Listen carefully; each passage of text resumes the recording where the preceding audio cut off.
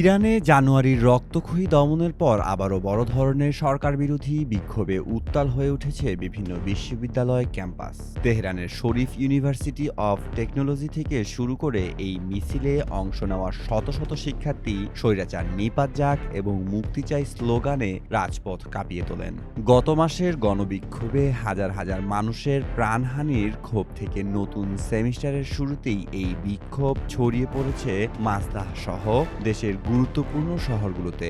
এরই মধ্যে তেহরানের সরকারপন্থীদের সঙ্গে বিক্ষোভকারী শিক্ষার্থীদের সংঘর্ষের খবর পাওয়া গেছে। আন্তর্জাতিক মহলে ইরান যখন পরমাণু কর্মসূচি নিয়ে যুক্তরাষ্ট্রের দেওয়া 10 দিনের চরম আলটিমেটামের মুখে, ঠিক তখনই আভ্যন্তরীণ এই বিদ্রোহ দেশটিকে এক কঠিন পরীক্ষার সামনে দাঁড় করিয়েছে।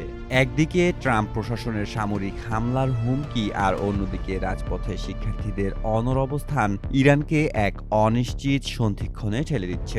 মানবাধিকার সংস্থাগুলোর তথ্য মতে গত মাসের দমনপীড়নে নিহতের সংখ্যা 6,000 ছাড়িয়ে গেছে। মেহেদী মাসুদ, জনকণ্ঠ।